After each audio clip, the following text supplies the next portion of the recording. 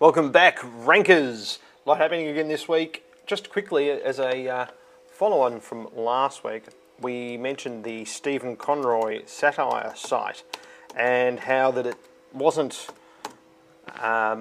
redirecting its old domain name, stephenconroy.com.au, which it had taken off it by the AUDA and then reinstated. We showed last week how the redirection that they were doing from the old domain to the new domain wasn't really helping them with their ranking.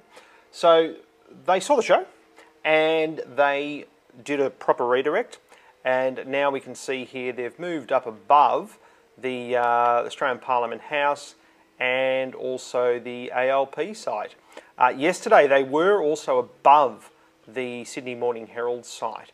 But it just shows you that if you get your domains working properly, you can get a lot of benefit out of that. And rather than just what they were doing, a meta refresh, they've done a 301. And what that does is that it tells Google all the old links that were pointing to stephenconroy.com.au, they should now point, or that link love, if you like, should be inherited by stephen-conroy.com, which is the new site. So that's already had a result of putting them up. It was about 2 spots, and I would expect them to see, once they get the H1 right on the page, I would expect them to see go above the Sydney Morning Herald site and probably be number 2, just below the Minister's own site. Now, Google announced, or they didn't announce, this is really hard to say, Read Write Web, it's hard for me to say, especially this time of morning, have just done a story this week on how Google has just been awarded a new patent to insert billboard ads into Street View. Now, in case you're unfamiliar with Street View, if we say, let's say Parliament House into Google, and we go Maps, then we can have this little man over here, which is our Street View man. I'll just drag him into here. It's a bit slow this morning. Try that again. Drag him into here.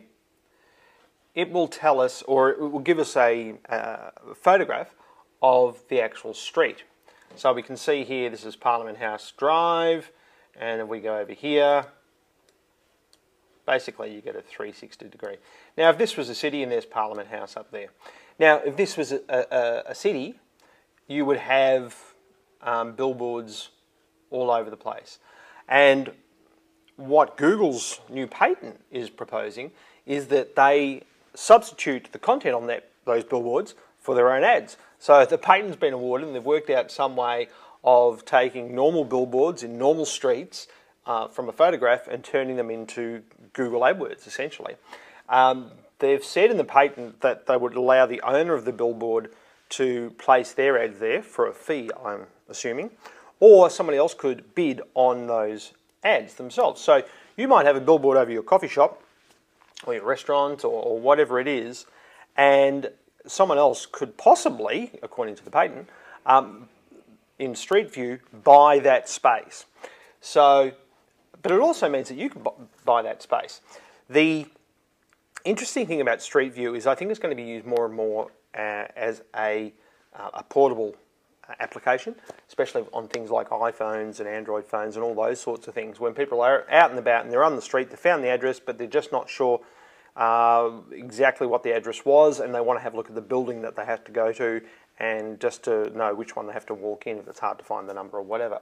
So you call up Street View, you can actually then go and have a look at the building or the number where it was and get a visual on it. If at the same time you're looking at your iPhone and you see there's a special on or something on for visitors in that area, that's probably really good ad placement or branding placement or whatever it might be. It might be a show, tickets to a show, it might be a special on a meal, whatever it might be. But it just shows you how much the advertising world is changing.